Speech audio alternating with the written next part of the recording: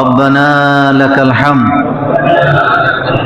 حمدا كثيرا طيبا مباركا فيه লাখ কোটি দরুদ সালাম বিশ্বের মানবতার মুক্তির দূত সৈয়দুল মুরসালিন খাতামুন নবিয়্যিন আশরাফুল আম্বিয়া সৈয়দনা জনাবে মুহাম্মদ রাসূলুল্লাহ সাল্লাল্লাহু আলাইহি ওয়াসাল্লামের উপর।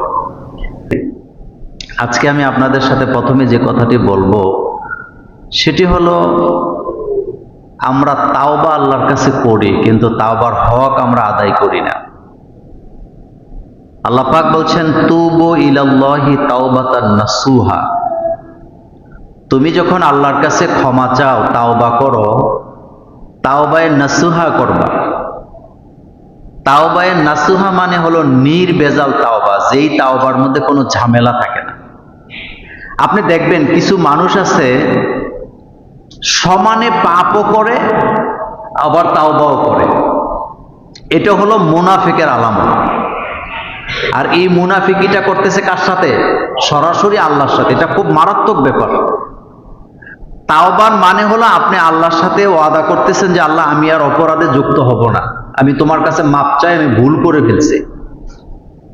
কিন্তু এরপরে আবার একই পাপে লিপ্ত হচ্ছে। তার মানে বুঝা গেল আল্লাহর সাথেও গাদ্দারি। কার সাথে গাদ্দারি চলতেছে? আল্লাহ পাকের সাথে। তাওবার মূল শর্ত হলো তিনটা। কয়টা বলেন তো? এক নাম্বার শর্ত হলো, নিজে যে অপরাধ করেছেন সে অপরাধটা আল্লাহর কাছে স্বীকৃতি দেওয়া যে আল্লাহ, আমার দ্বারা অপরাধ হয়ে গেছে, আমি ভুল করেছি, তুমি ছাড়া আমার অপরাধ ক্ষমা করার কেউ নেই। দুই নাম্বার, এই পাপ আমি করব না কখনো, আল্লাহর সাথে ওয়াদা করা। আর তিন নাম্বার, লজ্জিত হওয়া, নিজের পাপের জন্য ইস্তেকামাত থাকা, কখনো সেই পাপের কাছে আর ফেরত যাব না। কারো হক যদি নষ্ট করে থাকি, তার হকটা আমি অবশ্যই আদায় করে দিব। এই তিনটা শর্ত মানলেই তাওবা কবুল হবে, নতুবা তাওবা কবুল হওয়ার কোনো সম্ভাবনা নেই। আপনি কারো হক নষ্ট করছেন, কারো নারিকেল চুরি করে খাইছেন, কারো ফসল চুরি করছেন, কারো মুরগি চুরি করছেন, কারো গরু চুরি করছেন, কারো কাছ থেকে আপনি অন্যায়ভাবে জুলুম করে টাকা পয়সা নিছেন। তা আপনি আল্লাহর কাছে তাওবা করলে এখানে হক আদায় হবে না, আপনি ওই ব্যক্তির কাছে ক্ষমা চাইতে হবে। আপনি রিক্সা ভাড়া দেন নাই, রিক্সাওয়ালারে খুঁজে বের করেন। আপনি কারো কাছ থেকে টাকা হাওলাত নিয়েছেন কিন্তু টাকাটা দেন নাই, আপনি তার কাছে ক্ষমা চাইয়ে আগে এরপরে আল্লাহর কাছে মাপ চাইবেন যে আল্লাহ, আমি ওটা অন্যায় করছিলাম, আমি কখনো আর এই অন্যায়টা করবো না। জনগণের হক আপনার দ্বারা নষ্ট হয়েছে। আপনি মসজিদের হক নষ্ট করছেন, আপনি মাদ্রাসার হক নষ্ট করছেন, আপনি কবরস্থানের হক নষ্ট করছেন, আপনি ঈদগার হক নষ্ট করছেন। এই সবগুলো হক ছিল জনগণের হক। আপনি রাস্তার হক নষ্ট করছেন, ব্রিজের হক নষ্ট করছেন, বিল্ডিং এর, স্কুল, মাদ্রাসা, কলেজের হক নষ্ট করছেন, হাসপাতালের হক নষ্ট করছেন। আপনি আগে জনগণের কাছে মাপ চাইয়া হক আদায় করে তারপরে আল্লাহর কাছে আপনি মাপ চাইতে হবে।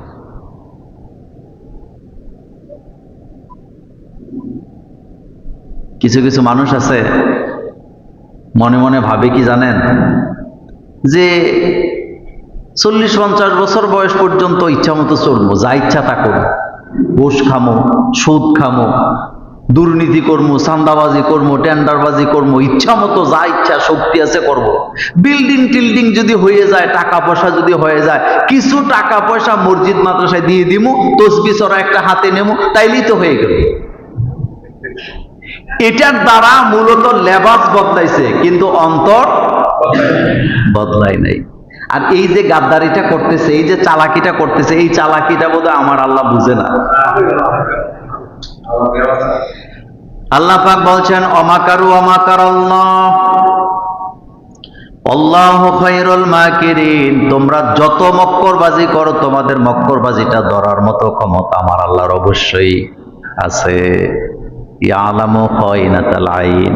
আল্লাহ বলেন, বান্দারে তুমি চোখ দিয়া টিপ দিয়া যে অপরাধটা করো, তুমি যে চোখ দিয়ে আরেকজনকে ইশারা দাও, সেই ইশারাটাও আমার আল্লাহর কাছে রেকর্ড হয়ে যায়। চিন্তা করেন তো, আল্লাহ পাক বলেন চোখের ইশারায় যে অপরাধ করো চোখের ইশারা অপরাধ আসেনি? টিপ দিয়ে দেয়, মানে বুঝাই দিতেছে হ্যাঁ, আর যারে দিছে হ্যাঁ সারা কেউ বুঝে না। তো আল্লাহ পাক কোরআনে বলছেন এই যে চোখের ইশারা দিয়ে অপরাধে জড়াইছো, ওইটাও আমি আল্লাহ রেকর্ড করে রাখছি। আমার কাছ থেকে বাঁচার কোনো রাস্তা নেই।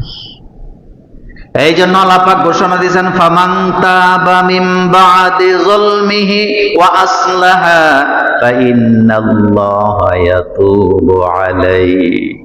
বান্দারে, তুমি যদি অপরাধ করার পরে আমার কাছে মাপ চাও, আমার কাছে যদি ক্ষমা চাও, কান্নাকাটি করো, যার পরে যদি নিজের সংশোধন করো, আমি আল্লাহ রব্বুল আলামিন অবশ্যই তোমার তাওবা কবুল করব, তোমার জীবনের সকল গুনাহ মাফ করে দিব। কিন্তু আল্লাহ শর্ত লাগাইছে, অবশ্যই সংশোধন হওয়া লাগবে। কি হওয়া লাগবে? সংশোধন হওয়া লাগবে। দেখেন, যারা অপরাধ করে তাদের হৃদয়ে শান্তি নেই। যারা অপরাধ করে না তাদের হৃদয়ের মধ্যে যে প্রশান্তি বিরাজ করে, এটা আল্লাহ ছাড়া আর ওই বান্দা ছাড়া কেউ জানে না। আপনারা যারা অনেক বড় বড় গুনায় লিপ্ত হন নাই, পাপাচারে লিপ্ত হন নাই, আপনাদের হৃদয়ে যে প্রশান্তি বিরাজ করে, বিশ্বাস করেন কোটি কোটি টাকা দিয়ে তোষক বানাতে পারবে, কিন্তু হৃদয়ে কি নাই? শান্তি নাই। এই শান্তিটা কে দেয়? আমাদের দেশের লোকেরা উত্তম রিজিকের অর্থ ব্যাখ্যা কোনোটাই বুঝে না। আমাদের দেশের 99% মানুষ মনে করে রিজিক মানে গোলা ভরা ধান, ড্রাম ভরা চাউল, অ্যাকাউন্ট ভরা টাকা, মার্কেট, ব্যবসা, বাড়ি, গাড়ি, হালের বলদ, গাবি, এগুলার মনে করে রিজিক। না, এটা রিজিক না। উত্তম রিজিকের মানেই হলো শান্তিতে থাকা। বলেন কিভাবে থাকা? আপনার কাছে টাকা পয়সা নাই, কিন্তু আপনার স্ত্রীটা আমানতদার, সতী সাধবী, আপনার 4-5টা ছেলে মেয়ে সবাই নম্র ভদ্র, কোনো বিচার আচার আপনার কাছে তাদের কারণে আসে না, এটাই হলো উত্তম রিজিক। কিন্তু টাকা আছে, অভাব নাই, বাড়ি আছে, টাকা আছে, দোকান আছে, মার্কেট আছে, কিন্তু প্রতিদিন ছেলে মেয়ের নামে বিচার আছে, বউ শান্তি দেয় না, ছেলে মেয়েরা ঘরের মধ্যে ঝগড়াঝাটি করে, একটার সাথে আরেকটার কি নাই? মিল মহব্বত নাই। এই ঘরের ভিতরে আল্লাহর গজব এবং আযাব আছে না নাই? দুনিয়াটাই জাহান্নাম। এই জন্য সে মনে মনে দোয়া করে, আল্লাহ তুমি যদি আমার নিয়ে যাইতা, এটাই তো ভালো ছিল। এরকমের মৃত্যু কামনা করে। আমাদের দেশে এরকমের লোক আছে না নাই? মৃত্যু কামনা কেন করে বলেন তো মানুষ? সুখে থাকলে মানুষ দোয়া করে, আল্লাহ তুমি আমার হায়াত দাও, কিন্তু অসুখে থাকলে, অশান্তিতে থাকলে মনে মনে দোয়া করে দুনিয়া থেকে বিদায় নেওয়াটাই আমার জন্য কি কল্যাণকর। এটাই হলো উত্তম রিজিক। এটা আমরা বুঝি না। শান্তি নেই, বউর কাছে শান্তি নেই, ছেলের কাছে শান্তি নেই, মেয়ের কাছে শান্তি নেই, আত্মীয় স্বজনের কাছে সম্পর্ক নেই, সারাদিন মন মরা হইয়া থাকা লাগে। এরকমের লোক আছে নাকি নেই? এই জন্য তাওবা আল্লাহর কাছে করতে হবে। তাওবা করলে আল্লাহ মাফ করবেনই, তবে পরের হকটা আল্লাহ মাফ করবে না। মনোযোগ আছে আপনাদের? কার হক মাফ করবে না? টাকা হাওলাত নিছে, এখন আর ফোন ধরে না। আছেন এরকম লোক? হাওলাত নেওয়ার সময় নিছে, বলছে ভাই অনেক বিপদে আছি, দেও না 10,000 টাকা। তো যে দিছে হ্যাঁ কি টাকা টাকশাল দিয়ে বানায় নাকি? শুনেন, আপনি যার কাছ থেকে টাকা হাওলাত নিছেন, আপনার অন্তরে এটা ফিল করা লাগবে যে হ্যার কাছেও কোটি কোটি টাকা নাই, আমি চাওয়াতে মানবিক কারণে মূলত কি দিছে। আমাদের সমাজে হাওলাত করে হাওলাত দেয় এই রকমের মোমেন বান্দাও আছে। কথা কি ঠিক বললাম? হাওলাত করে এরকম আসেনি? এত আসতে না, জোরে বলেন আসেনি?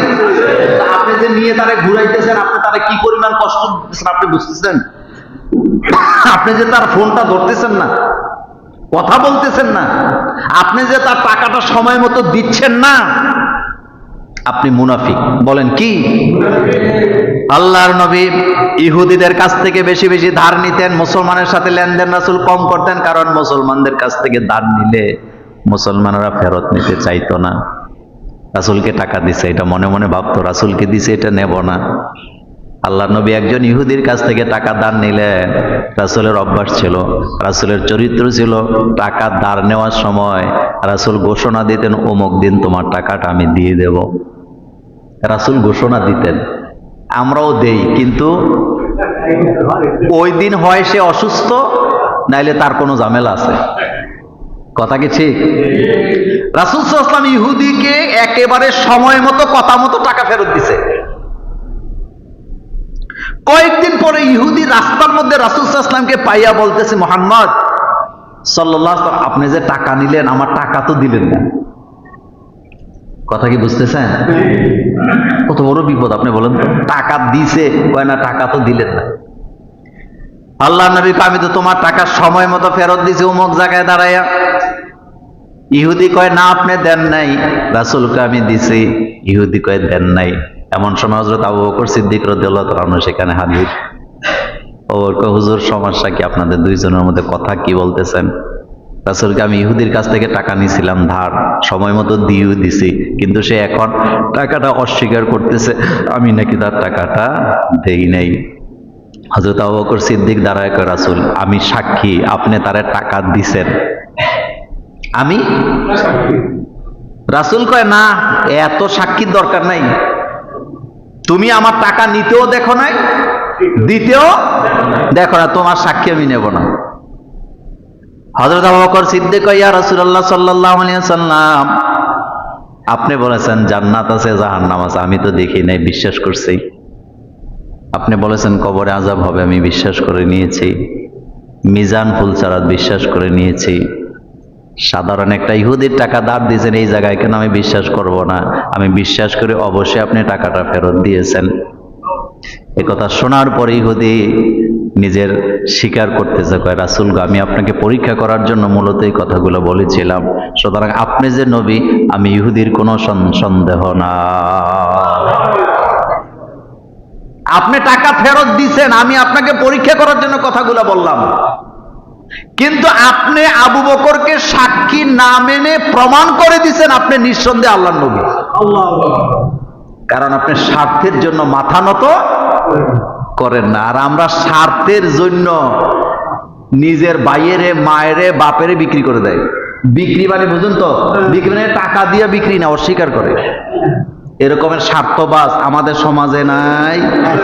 স্বার্থের জন্য মুখ কালা, বলেন, স্বার্থের জন্য মুখ কালা, স্বার্থের জন্য বন্ধুত্ব রক্ষা করে না, স্বার্থের জন্য নিজের ভাইয়ের সাথে, বোনের সাথে, বুবুর সাথে, বন্ধুর সাথে, আত্মীয় স্বজনের সাথে বেঈমানি করে।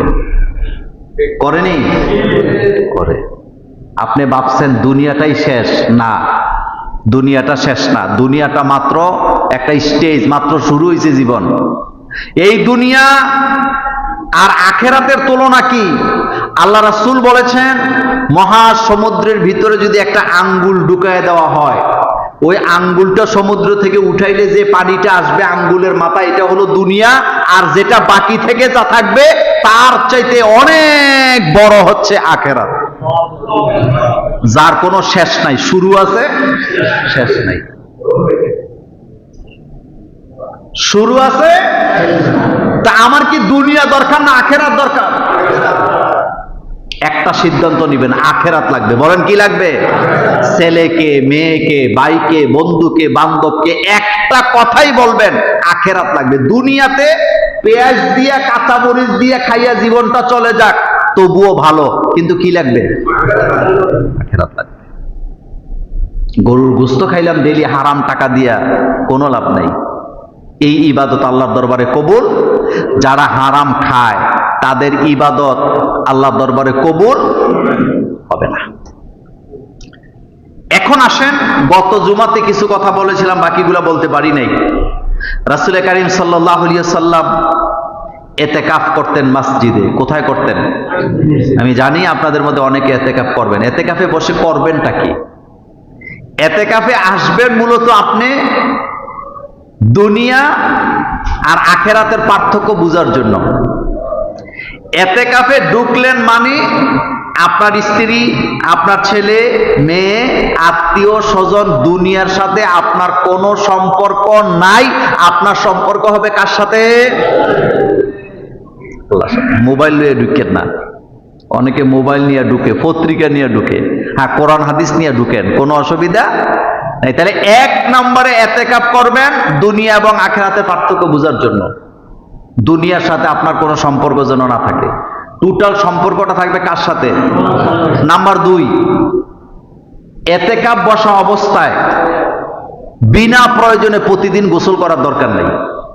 এটা একটা ফ্যাশনে আমি এমনও দেখছি, গোসল করতে যাইয়া 2-1 ঘন্টা কাটায় কথাবার্তা বলে, অথচ উনি এতেকাফ অবস্থায় আছে।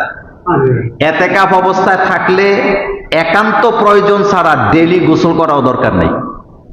কারণ আপনি থাকবেন কাকে নিয়ে? আপনার ঘুমটাও হবে আল্লাহর জন্য, আপনার সজাগটাও হবে আল্লাহর জন্য। একেবারে ডেলি ডেলি ডেলি ডেলি গোসল, হ্যাঁ কেউ যদি অসুস্থতা ফিল করে সেটা ভিন্ন কথা, কিন্তু খামোখা প্রতিদিন গোসল করার কি নাই দরকার নাই। নাম্বার 3, রুটিন মাফিক ইবাদত করা। প্রথম কাজ হলো প্রত্যেকটা নামাজ তাকবীরে উলার সাথে পড়া। আপনি এতেকাফ অবস্থায় আছেন, আপনি জানেন জামাত কয়টায়, এরপরেও আপনি এমন টাইমে ওয়াশরুমে গেছেন, বাথরুমে গেছেন, আপনি তাকবীরে উলা পান নাই, তাহলে এতেকাফ করলেন কিন্তু মর্যাদাটা বুঝলেন না। এতেকাফে বসবেন মানে সিদ্ধান্ত নেবেন তাকবীরে উলা যেন আমার ছুটে না যায়। এরপরে বেশি বেশি করে তেলাওয়াত করা। বলেন কি করা? প্রত্যেক রমজানে রাসূলুল্লাহ সাল্লাল্লাহু আলাইহি ওয়াসাল্লাম জিবরাইল আমিনকে কোরআন শোনাতেন তেলাওয়াত করে। জিবরাইল আমিন রাসূল সাল্লাল্লাহু আলাইহি ওয়াসাল্লামকে কোরআন তেলাওয়াত করে শোনাতেন। আমাদের দেশে আমরা কথাবার্তা বুঝি না অনেক সময়। আমরা যখন বলি কোরআন অর্থ সহ পড়া সওয়াব, অর্থ সহ পড়তে হবে, এটা ফরজ, তখন অনেকে কি করে তেলাওয়াতটা বাদ দিয়ে দেয়। ওই অর্থ সহ পড়তে যায়, এরপরে তেলাওয়াত আর করতে পারে না। শোনেন, একটা বুদ্ধি শিখিয়ে দিই। অর্থ সহ বুঝার জন্য পড়বেন এক টাইমে, তেলাওয়াত করবেন আরেক টাইমে।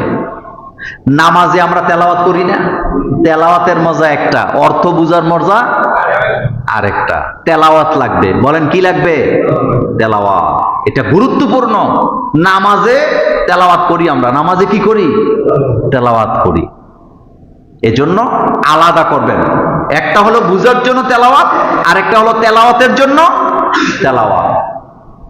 যে ব্যক্তি কোরআন তেলাওয়াত করে প্রতি অক্ষরে অক্ষরে আল্লাহ 10 করে নাকি দান করে দেয়।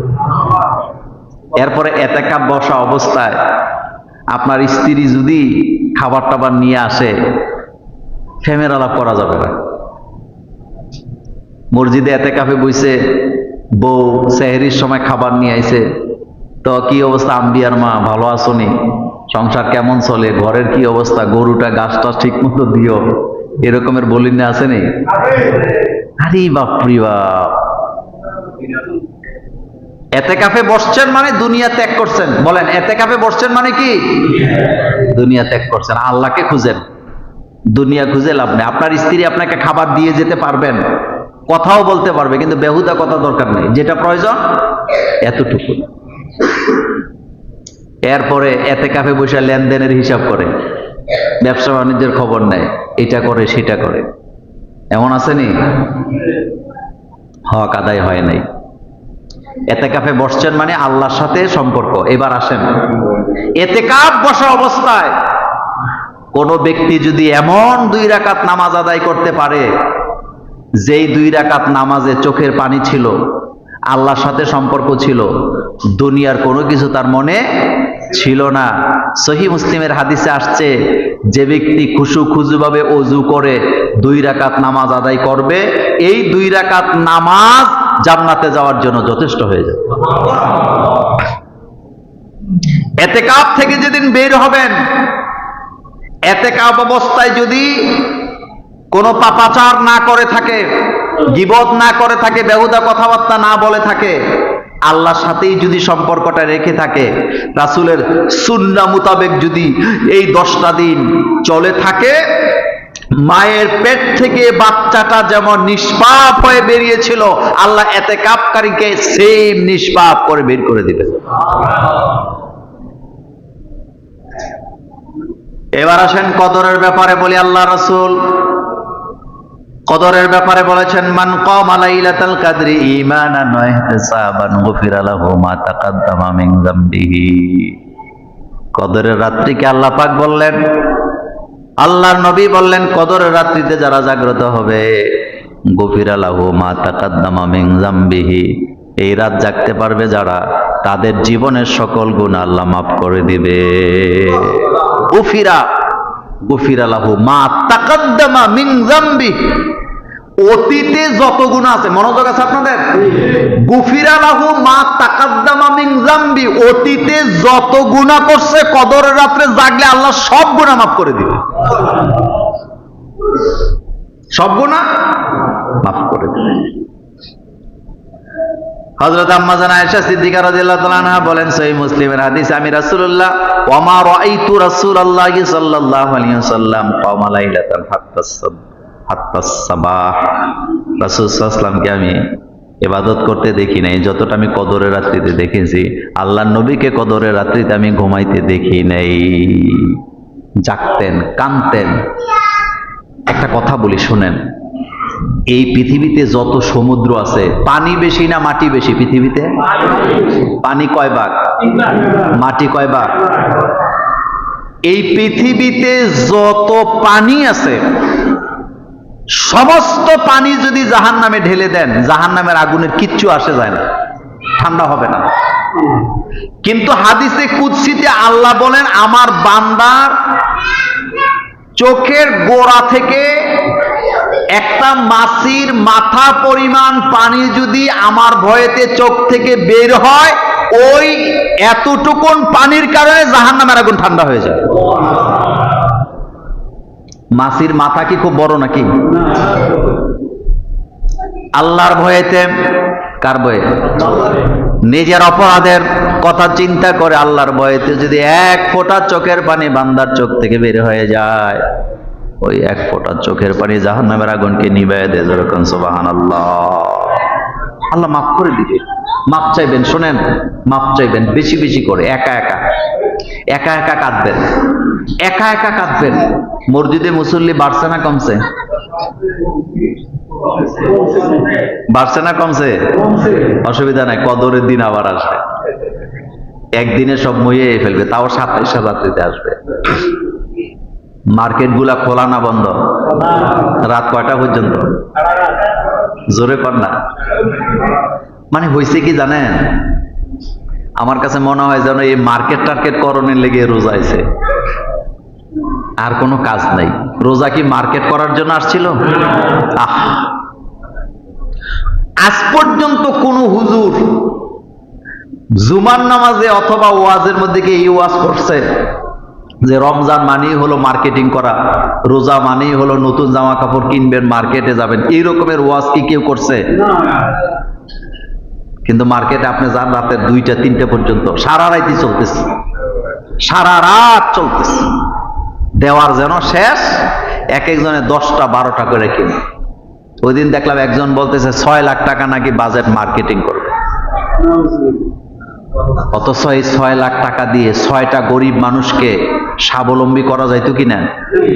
কথা কর না কেন? যাইতো কিনা? 6 লাখ টাকা দিয়ে জামা কাপড় কিনে। অপচয় কি হয়? অপচয়। এই যে আমিও দেখছি একেবারে বাবারে, ওমকে টাকা, হোমকে পাঞ্জাবি, মানে এমন ভাবে ধরছে কিনতেই হবে। আমি কিন্তু মোটামুটি খুব নিজের টাকা দিয়ে জামা কাপড় কমই পরি। আপনারা এমনি দেখেন আর কি ডেলি নতুন জামা, কিন্তু মূলত এটা আমার টাকা না। আমি মার্কেটে ঘুরে ঘুরে কাপড় কিনছি, কেউ বলতে পারবে, আর কোনোদিন শুনছে কেউ দেখছে বলতে পারবে, এটি অটো আসে, উমকে টাকা দিছে, মেসেজ দেয় কিনছেন নি, আমার টাকা দিয়ে কিনছেন। এখন পর্যন্ত 6-7 জনে দরখাস্ত দিয়ে রাখছে, হুজুর 10 মিনিট করে সময় দেন, একটা পাঞ্জাবি কিনে দেন। সময় দিতে পারি না, ইচ্ছা করেও দিই না। এত জামা কাপড় দিয়ে হবে টাকা। কিছু জামা কাপড় আবার আলেমুল আমি দিয়ে দিই, কিন্তু কষ্টটা কোন জায়গায় লাগে জানেন নি? কষ্টটা লাগে, আপনি চিন্তা করেন, এমনও পরিবার আছে এক একজনে 10টা 12টা করে জামা কিনে। আসেনি?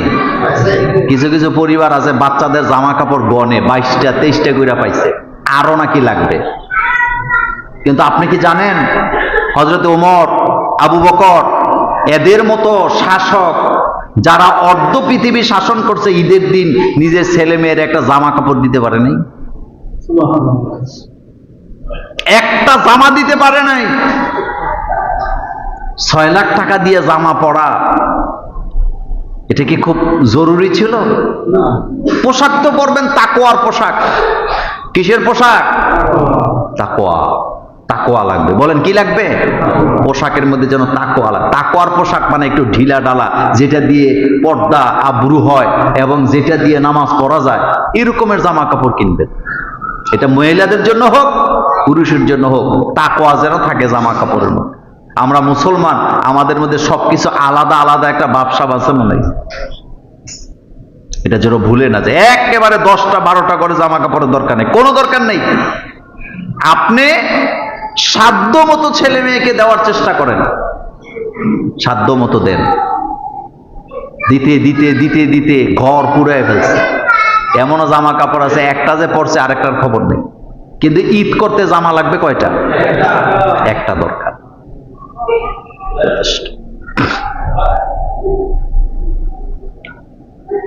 আমার কলেজার ভাইয়েরা, কদরের ব্যাপারে কথা বলছিলাম। হযরত আবু হুরায়রা রাদিয়াল্লাহু তাআলা আনহু বলেন, আল্লাহর নবী বলেছেন, মান কামা লাইলাতাল কদরি ঈমানান, কদরের রাত্রিতে যারা ঈমানের সহিত জাগ্রত হবে, ওয়া ইহতিসাবান, ইহতিসাবের সাথে, গফিরা লাহু মা তাকাদ্দামা মিন যামবিহি, অতীতে যত গুনাহ করেছিল সকল গুনাহ আল্লাহ মাফ করে দিবে।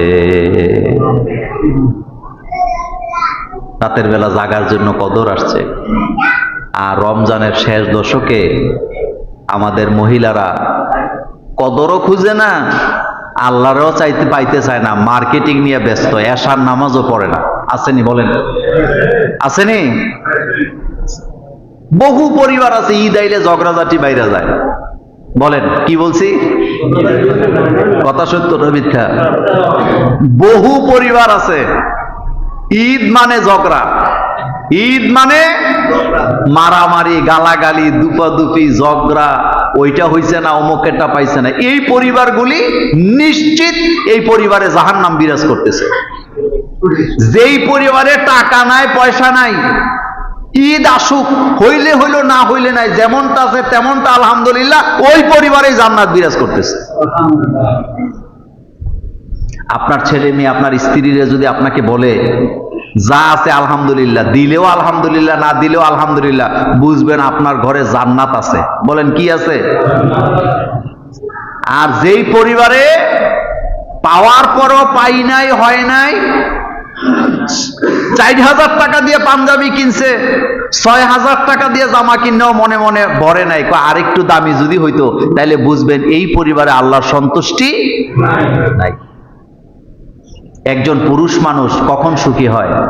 1 নাম্বার, একজন পুরুষের ঘরে যখন একটা এমন বউ থাকে, যেই বউ কখনো অসন্তুষ্টি প্রকাশ করে না, অভাবের কথা স্বামীকে বলে না, যা আছে তা দিয়েই সংসার চালানোর চেষ্টা করে, স্বামীর চেহারার দিকে তাকায়, স্বামীর পকেটের দিকে তাকায়, ওই রকমের স্ত্রী যার ঘরে আছে, এই পুরুষটা নিশ্চিত সুখী মানুষ।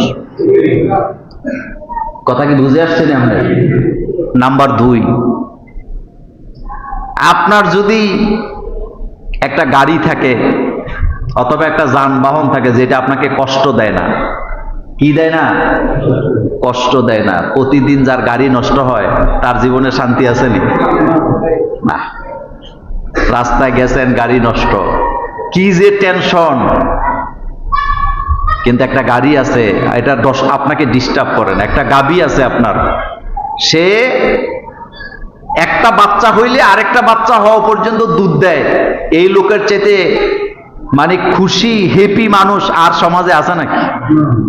নাই। 3 নাম্বার, একটা ভালো জমিদার আছে, যেই জমিতে যা করে তাই কি হয়? এরকম জমি আছে না, উর্বর জমি, লোকটা খুশি হ্যাপি মানুষ।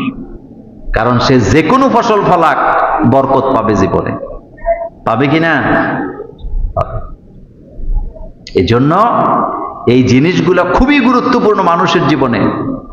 এরপরে একটা বাসস্থান যদি থাকে নির্দিষ্ট, যেই জায়গায় আপনি রাতের বেলা শুইলেই ঘুম আসে। শুনেন, গ্রামে আপনারা দেখছেন আগে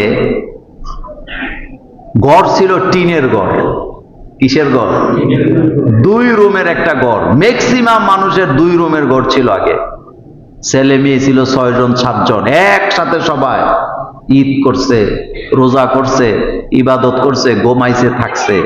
যে আনন্দ ছিল, এখন প্রতিজনের একটা করে রুম আছে। এখন আর আগের মতো আনন্দ আছে নি? কোন তো নাই, আনন্দ চলে গেছে। এই জন্য মনে রাখবেন, বিল্ডিং, টাকা পয়সা কখনো সুখ দেয় না। সুখ এটা আসবে তখন যখন আপনি নিজেকে এমন ভাবে পরিচালিত করবেন, আপনার ডাইন থেকে বাম থেকে আপনাকে যখন পাপাচার স্পর্শ করতে পারবে না, তখনই বুঝবেন আপনি সুখী মানুষ। আমি আপনাকে কয়েকটা কথা বলি। নাম্বার 1, ছেলে মেয়ে আত্মীয় স্বজনকে সবসময় খুশি করার জন্য নিজে কখনো পাপাচারে জড়াবেন না। আপনি তাদের চেহারার দিকে তাকাবেন না যারা আপনার রক্ত বিক্রি করে খেতে চায়, যারা আপনাকে কষ্ট দিয়ে নিজেরা সুখের উপরে দাঁড়াতে চায়, তাদের সুখের দিকে কখনো তাকাবেন না। আপনার যা আছে সেটা নিয়ে আল্লাহর জন্য সন্তুষ্টি থাকেন। এ কথাটা মাথায় রাখবেন। নাম্বার 2, দুনিয়াবি অনেক বেশি ঝামেলা জড়াবার চেষ্টা করবেন না। যতটুকু আছে বলবেন আলহামদুলিল্লাহ। কি বলবেন? যতটুকু আছে আলহামদুলিল্লাহ, যেটা দিয়ে জীবনটা চলে যাবে কোন রকমে। এই কথাটা আপনার হৃদয়ের ডায়েরিতে লিখে রাখেন। আপনি আপনার ছেলে মেয়েদের জন্য যত বেশি সম্পদ রেখে যাবেন, আপনার ছেলে মেয়েদের মধ্যে তত বেশি ঝগড়া হবে, তত বেশি মনোমালিন্য হবে, তত বেশি মামলা দামলা হবে। কিচ্ছু দিয়া যান নাই, কিচ্ছু দেন নাই, একেবারে বিটাটা ছাড়া কিচ্ছু নাই, ছেলে মেয়ের মধ্যে ঝগড়া নাই। 10টা দোকান, 40টা বাড়ি, নিশ্চিত থাকেন মামলা হবে ছেলে মেয়ের মধ্যে। এক কথায় বলে দিলাম, যত সম্পদ রেখে যাবেন তত ঝামেলা লাগায় যাবেন। যত সম্পদ কম রেখে যাবেন, ঝামেলা মুক্ত, আপনি মরে যাবেন, সব ছেলে মেয়ে আপনার জন্য দোয়া করবে। এত সম্পদের কোনো দরকার নেই। রাসূল সাল্লাল্লাহু আলাইহি ওয়াসাল্লাম, রাসূল যদি আল্লাহকে বলতেন যে আল্লাহ উহুদ পাহাড়টাকে স্বর্ণ বানায় দাও, আমি মালিক হই, আল্লাহ কি দিতেন না? এ কথা হাদিসে আসেনি? রাসূলকে আমি যদি আল্লাহকে বলি যে আল্লাহ তুমি উহুদ পাহাড়টা স্বর্ণ বানায় দাও, আল্লাহ আমার জন্য উহুদ পাহাড়টা স্বর্ণ বানায় দিন। কিন্তু আমি এটা চাই না। আল্লাহ রাসূল ইন্তেকালের সময় সোয়াশের আটা দিয়ে গেছে স্ত্রীদেরকে। সুবহানাল্লাহ, বাইজে কই না? বলেন কয় শের? বলেন জোরে বলেন, কয় শের? সোয়াশ শের বুঝেন তো? কেজির হিসাব না, শেরের হিসাব আলাদা। রাসূল ইন্তেকালের সময় সোয়াশের আটা দিয়ে গেছে স্ত্রীদেরকে। আর আমি আপনি কি দিয়ে যাই? হ্যাঁ, ব্যাংকে টাকা, এফডিআর করা টাকা, স্বর্ণে টাকা, জমিনে টাকা, ফ্ল্যাটে টাকা, বাড়িতে টাকা, টাকার অভাব নেই। কিন্তু আপনি যে মরে গেছেন, আপনি কি জানেন আপনার জন্য দোয়াও নাই? বড় জোর মোল্লা দিয়ে একটু দোয়া টোয়া পড়ায় আপনারে বিদায় করে দেব, কিন্তু মোল্লা দিয়া দোয়া পড়ানোর জন্য আপনি দুনিয়াতে আইছিলেন? কি লাভ? লাভ নাই। একটা ডায়লগ আছে, বিশ্ববিখ্যাত ডায়লগ, চাচা আপনা যান। এ কথাটা আসলে ঠিক, কথাটাই সত্য। নিজে চিন্তা করেন আখেরাত কেমন হবে, নিজে চিন্তা করেন কবরটা কেমন হবে, নিজের চিন্তা করেন মিজান কেমন হবে, নিজের চিন্তা করেন ফুলচেরাত কেমন হবে। আপনি সুখী মানুষ, আপনি হ্যাপি মানুষ। এজন্য যারা শুনছেন আমি সহ, আল্লাহ যেন আমাদের হৃদয় থেকে লোভ লালসা যেন আল্লাহ দূর করে দেয়। অনেক সম্পদ আমাদের দরকার নাই। রাসূল গেছে যেই পথে আমরা যেতে চাই, কোন রকমে চলতে থাক। একটা থাকার জায়গা, একটা থাকার জায়গা, একটু খাবার মোটামুটি নরমাল যেটা হয় হইলেই তো হইল। এত কিছু দরকার থাকে, এত কিছু দরকার থাকে। টাকা যেটা থাকবে, সম্পদ যেটা থাকবে, এটা থেকেই আমার দুনিয়া আখেরাত কামাই করতে হবে। হযরত আবু বকর সিদ্দিকের মতো লোক, রাসূল জিজ্ঞেস করছে কে কি আনছ? আল্লাহ আল্লাহ রাসূলের জন্য কে কি আনছ?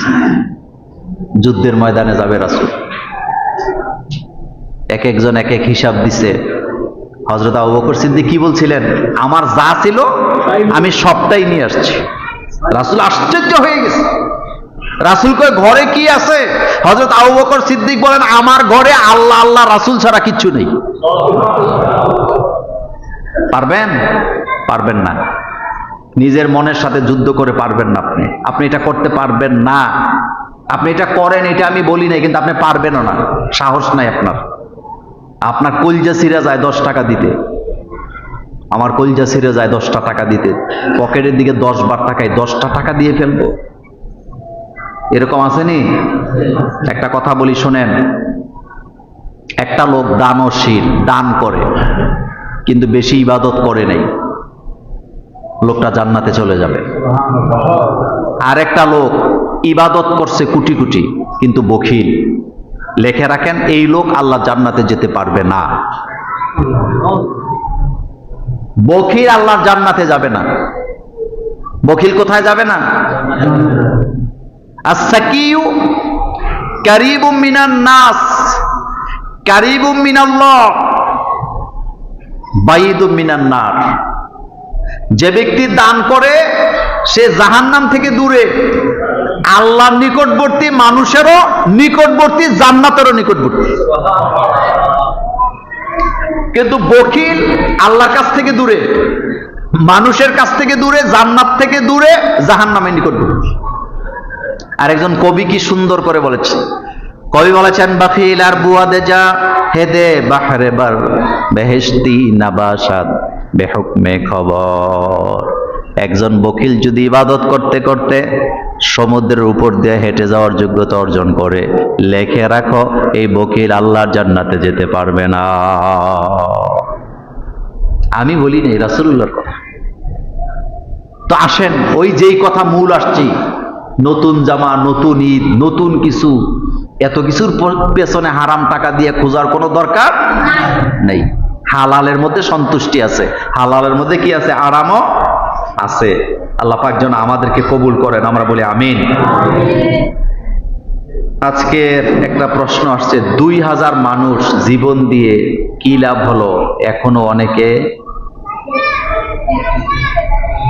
একেবারে কঠিনভাবে রাজনৈতিক প্রশ্নের জবাব দেওয়া হবে না, কারণ এটা বাদ দিলাম। টোটালি ধরেই রাজনীতির ওয়াজ, এটা দরকার নেই। শবে কদরের নামাজ কত রাকাত, কিভাবে পড়ব? শবে কদরের নামাজ, শবে কদরের নামাজ, এই রকমের নামাজ কোরআন হাদিসের কোথাও নেই। নামাজ হবে নফল নামাজ। বলেন আরো জোরে, নফল নামাজ। আপনি যদি দূরবীন দিয়ে আজকে থেকে কিয়ামত পর্যন্ত খুঁজেন হাদিসে শবে কদরের নামাজ, আপনি পাবেন না। শব্দ আসছে মান কামা লাইলাতাল কদরি ঈমানান ওয়া ইহতিসাবান। যে ব্যক্তি কদরের রাত্রিতে দাঁড়াবে, তো দাঁড়াইয়া কি করে মানুষ বলেন তো? নামাজ পড়ে। আপনি নফল নামাজ পড়বেন। হাদিসের ভাষায় সকল নামাজ 2 প্রকার, ফরজ, নফল। বলেন ফরজ আর নাম নেওয়া দরকার নাই। একেবারে আপনি আইয়া বলতেছেন নাওয়াইতু আন উসাল্লিয়া লিল্লাহি তাআলা রাকাতি সলাতিল ফজরে, এরপরে ফজরে সুন্নতু রাসূলিল্লাহি তাআলা। তা আল্লাহ বোধহয় জানেন আপনি কি নামাজ পড়তে নাইছেন। আল্লাহরে আপনি বুঝাইতেছেন ফজরে লিল্লাহি তাআলা। আরে বাপরে, কি বুঝাই না? রুকুতে চলে গেছে জামাত, উনি নাওয়াইতু আন উসাল, মানে আল্লাহরে বুঝাইতেছে আমি নাওয়াইতু আন উসাল্লিয়া লিল্লাহি তাআলা। শুনেন, আগে বিদেশ যারা থাকতো তাদের কাছে ক্যাসেট পাঠাইতো না রেকর্ড কইরা? তা আমার এক আত্মীয়, উনি ওনার ছেলের কাছে ক্যাসেট করে পাঠায়। আমরা তখন ছোট, তা আমাদের দায়িত্ব ছিল ক্যাসেট কি করে চালাই দেওয়া, বন্ধ করে দেওয়া। তো সে একটা কথা তার ছেলের কাছে একবার বলছে, তো বলার পরে কথাটা শেষ হয়েছে, এটা কাটলাম। কাটার পরে উনি কয় আবার দে, আবার বলতেছি। তা আবার আগেরটাই কয়, আবার দেয়, আবার আগেরটা। তো বললাম তুমি তো একবার এটা বলছো, আবার বারবার বলো কেন? তোর সমস্যাকে আমি বুঝাই কইতেছি। মানে কেয়ামত হয়ে যাবে, তার বুঝানি শেষ হবে না। আপনি যে নামাজ পড়তে আইছেন, আল্লাহ বুঝেন আপনি কোন নামাজ পড়তে আইছেন। এই জন্য আপনি কইতেছেন নাওয়াই তুয়ান উসাল্লিয়া লিল্লাহি তাআলা রাকাতি সলাতিল ফজরে। আপনার মাথা ঠিক আছে? এক রাকাত শেষ। আপনি ওযু করছেন, মসজিদে ঢুকছেন, জামাতে দাঁড়াইছেন, আপনার কাজ হলো শুধু আল্লাহু আকবার বলা। বলেন কি বলা? ইমাম যেখানে আছে সেখানে ধরবেন। আর আপনি এই যে কইতে কইতে এই নাওয়াইতু আনে হাদিসে একবারও এগুলা, কোন হাদিসে এগুলো আসে নাই, কোন হাদিসে এগুলা নেই। এই নাওয়াইতু আন বাদ দেন। আপনার কাজ হলো মসজিদে যাবেন, কি বলবেন? আল্লাহু আকবার, নামাজে দাঁড়ায় যাবেন। এটা আপনার দায়িত্ব। কি কারবার কইতে কইতে শেষ। তো কদরের নামাজের কথা বলছিলাম, নফল নামাজ পড়বেন। কি পড়বেন?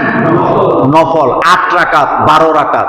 এটা 2 রাকাত 2 রাকাত করে পড়তে পারবেন, 4 রাকাত 4 রাকাত করেও পড়তে। নিয়ত, নিয়ত মানে এক কথা, নফল নামাজ পড়বেন আপনি। একই সূরা দিয়ে বারবার পড়তে পারবেন, কোনো সমস্যা নেই। অনেকে প্রশ্ন করে হুজুর একই সূরা বারবার, কোনো সমস্যা নেই। আপনি একবার আলহামদু, 10 বার কুল হুয়াল্লাহ, 200 বার কুল হুয়াল্লাহ দিয়ে পড়েন, কোনো সমস্যা নেই। আপনি শুধু আলহামদুলিল্লাহ দিয়ে নামাজ পড়লেও কি নামাজ হয়ে যাবে।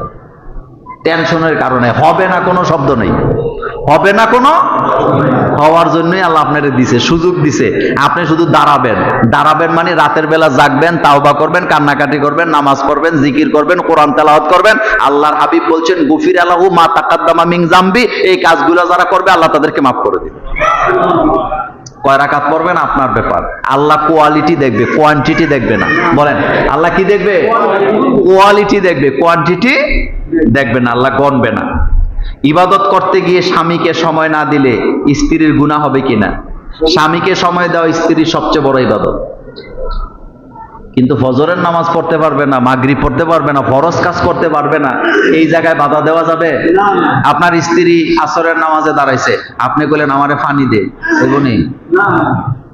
আপনি এখানে ইবাদত করতে গিয়ে স্বামীকে সময় না দেওয়া, এটার অর্থ কি বুঝাইছে?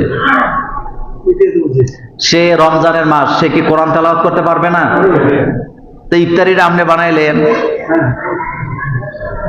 হেডার বেলা রাজি নেই।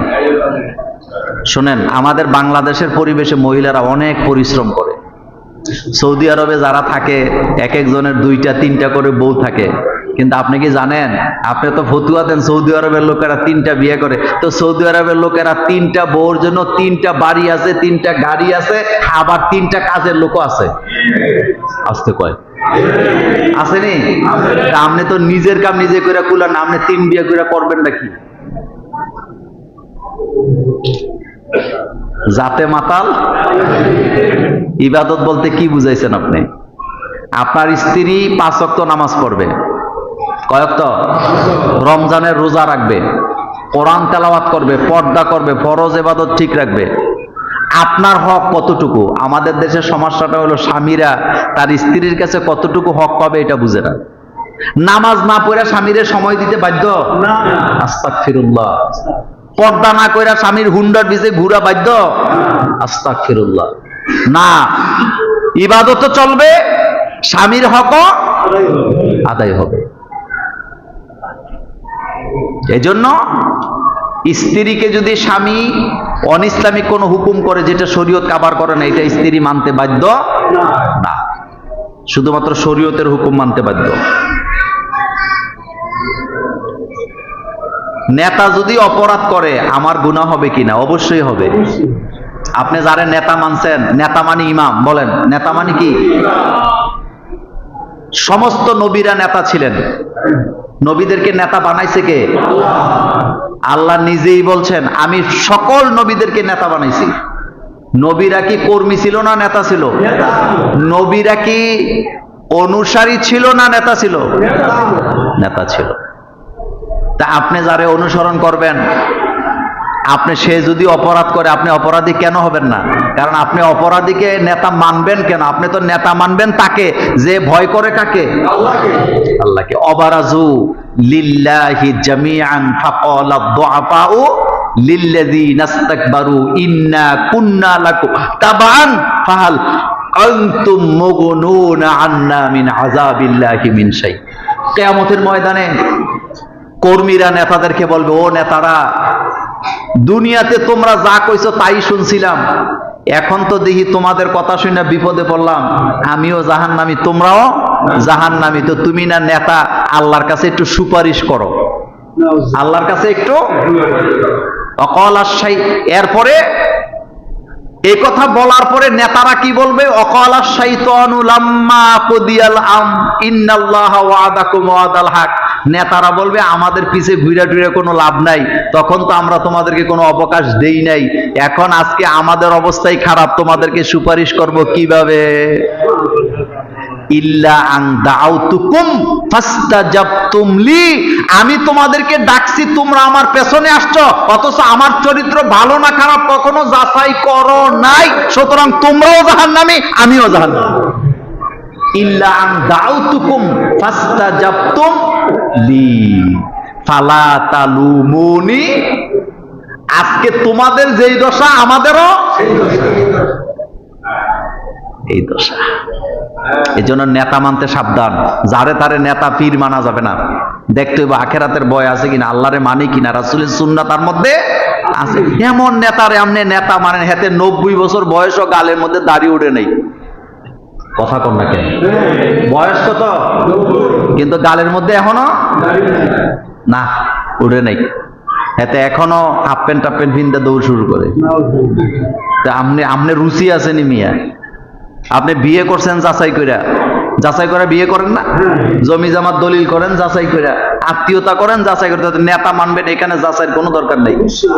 একজন ইমাম যদি ইমাম বানান, তাকেও যাচাই করবেন সে হক পথে চলে কিনা, হক কথা বলে কিনা, তার স্ত্রী পর্দা করে কিনা। কথা কি বুঝাইতে পারছি নি? এখানে যে ইমামতি করে তার বোধহয় পর্দা লাগবে না, হক হালাল লাগবে না। এটা তো ভালোই যাচাই করেন, এই জায়গায় যাচাই ঠিক আছে। হুজুর হুজুর হুজুর মানে কিনা ইসলাম, বউ পর্দা করে কিনা মানেন, কিন্তু বড় নেতা যারে বানাইছেন তার ব্যাপারে কোনো যাচাই নাই। নেতা অপরাধ করলে কর্মী যদি তার নেতা মানে অবশ্যই অপরাধী হবে। মসজিদে এসে দেখি তারাবি শুরু হয়ে গেছে, এখন ফরজ আদায় করব নাকি তারাবির সাথে ফরজ নিয়ত করবে? খুবই গুরুত্বপূর্ণ কথা, শুনেন। আমাদের দেশের লোকেরা মানে অনেক কিছুই আমরা জানি না, জানতে চাইও না। যেমন কয়েকটা কথা বলি। 1 নম্বর কথা, এই প্রশ্নের জবাবটা আগে দেই। মসজিদে এসে আপনি দেখলেন একটা লোক নামাজ পড়তেছে, সে ফরজ পড়তেছে নাকি সুন্নত পড়তেছে আপনি জানেন না। এই লোকের পিছনে আপনি দাঁড়াইয়া নামাজ পড়তে পারবেন নাকি পারবেন না? বলেন তো দেখি, জানা আছে কিনা? পারবেননি? কথাটা আবার ক্লিয়ার করি, আমার দিকে তাকান। আমি নফল নামাজ পড়তাছি, আপনি ফরজ পড়বেন, আপনি জানেন না আমি ফরজ পড়ি না নফল পড়ি। তা আপনি নিয়ত করছেন আমারে ইমাম বানাইয়া জামাত করবেন। এখন আপনি পেছন থেকে আমাকে একতেদা করে মানে নামাজ শুরু করলেন। আমি যদি নফল পড়ি, আপনি যদি ফরজ পড়েন, নামাজ হবে নাকি হবে না? জোশের ঠেলায় কই না, না জানলে চুপ থাকা ভালো। বলেন নামাজ হবে এই পক্ষে কে কে আছেন? হাত তোলেন। নামাজ হবে কে কে আছেন? হাত তোলেন, হাত নামান। নামাজ হবে না এই পক্ষে কে কে আছেন? হাত তোলেন। এবার হাত না। 3 দল, দেখছেন কত চালাক। বেশিরভাগ লোক হাতই তুলছে না, কোনোটা 3 কয় মোল্লা ভাই যেদিকে আমরা যাবো সেদিকে। এবার হ্যাঁ, এই জন্যই বলছি গুরুত্বপূর্ণ কথা। মসজিদে আসছেন, একটা লোক নামাজ পড়তেছে, সে নফল পড়ুক, সুন্নত পড়ুক, ওয়াজিব পড়ুক, যা ইচ্ছা তা পড়ুক, আপনি তাকে ইমাম বানাইয়া নামাজে দাঁড়াবেন, ফরজের নামাজও আপনি তার পেছনে পড়তে পারবেন, আপনার নামাজ হয়ে যাবে, আপনি জামাতের সওয়াব পাবেন। তারাবি নামাজ চলতেছে, চলুক, আপনি আসছেন, আপনি ফরজের নিয়ত করবেন। কিসের নিয়ত করবেন? ফরজের নিয়ত করবেন। তারা 2 রাকাত পরে সালাম দিয়ে রাখ, আপনার সমস্যা নেই, আপনি বাকি 2 রাকাত দাঁড়ায় পড়বেন। এটা ইসলাম। কিন্তু এত সুন্দর একটা মাসালা বলতে পারলেন না, জিজ্ঞেস তো করেন নাই কোনোদিন ব্যাপারটা। আপনি সাবের বাজার গেছেন, বাজার করতে যায় দেন জামাত শেষ, একটা লোকে নামাজ পড়তেছে, সে যে ইচ্ছা সে হোক, আপনি তারা ইমাম বানায় পেছনে দাঁড়ায় নামাজ পড়বেন। এবার সে কি নামাজ পড়ে ওইটা আপনার দরকার নেই। হ্যাঁ, আপনারটা আপনি আপনি ফরজ, আপনি নিয়ত করবেন, আপনি যেভাবে পড়বেন ঠিক সেভাবে আপনি আল্লাহ আপনাকে জামাতে সওয়াব দান করে দিন। এবার আসেন, ইমাম সাহেব এখানে দাঁড়ায় নামাজ পড়তেছে, লোক ছিল কম, কিন্তু এক পর্যায়ে লোক জামাতে বেশি হয়ে গেছে। এখন ইমাম কি এখানে থাকবে না সামনে চলে যাবে? যদি যায় আপনারা তো হাইটটা নামাজ পড়েও। ইমাম যখন বুঝবে যে নামাজের লোক বেশি হয়ে গেছে, ইমাম এখন কোথায় যাবে?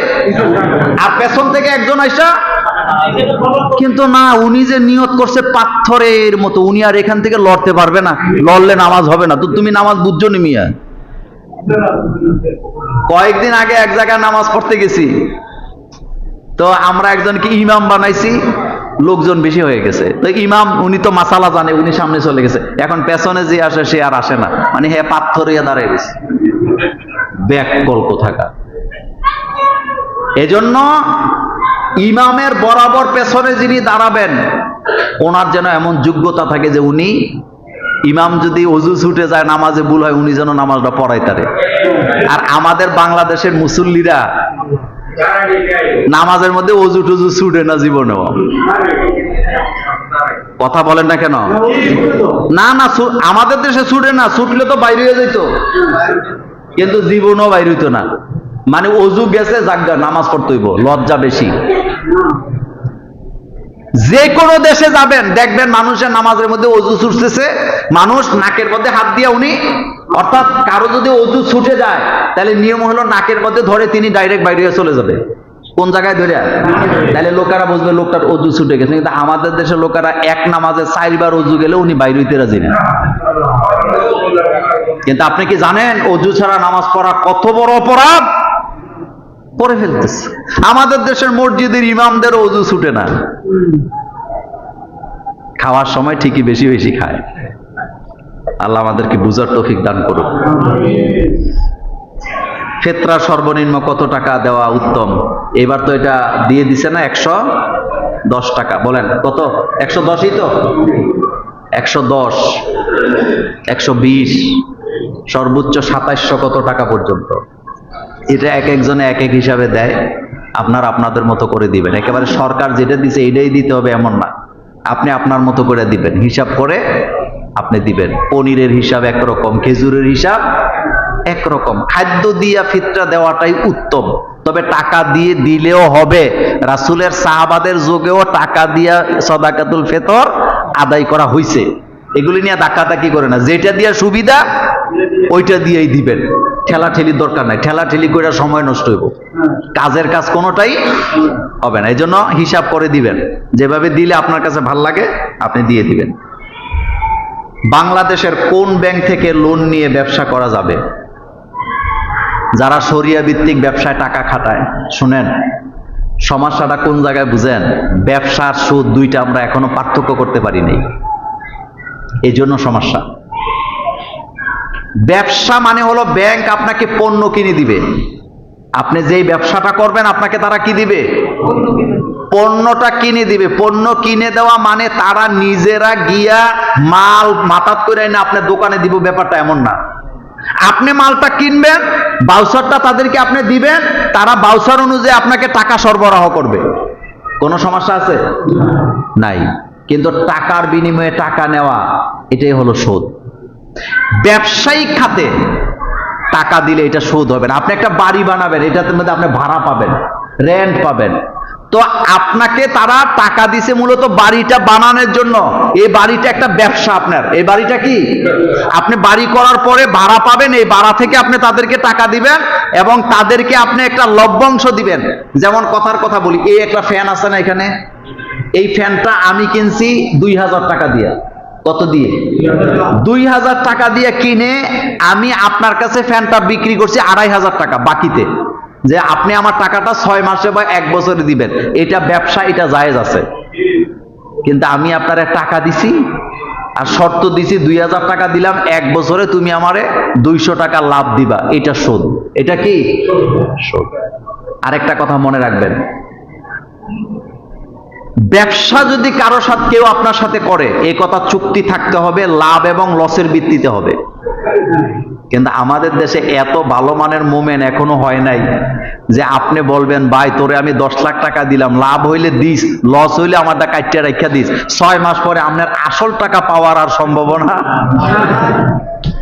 কত চালাক, কত রকমের চালাকি যে করে। আল্লাহ জাতিকে হেফাজত করুক, আমরা বলি আমিন। শোনেন, চালাকি ছাড়তে হবে, মক্করবাজি ছাড়তে হবে, মানুষকে ঠকানোর চিন্তা বাদ দিতে হবে, মানুষকে ঠকানোর চিন্তা বাদ দিতে হবে। নিজে ঠকায় আপনি কখনো বড় হতে পারবেন না, বরং আল্লাহর আদালতে আসামি হয়ে যাবেন। এই জন্য মানুষকে ঠকায়েন না। আল্লাহ যেন আমাদেরকে কবুল করেন, আমরা বলি আমিন। তো যেই ব্যাংক এরা আপনাকে শরিয়া ভিত্তিতে টাকা বিনিয়োগ করে, তাদের কাছ থেকে ব্যবসা করতে, টাকা নিয়ে ব্যবসা করতে কোনো নিষেধ নাই। এবার ইফতার মাহফিলের ঘোষণা হবে। হ্যাঁ, শোনেন, আমাদের এই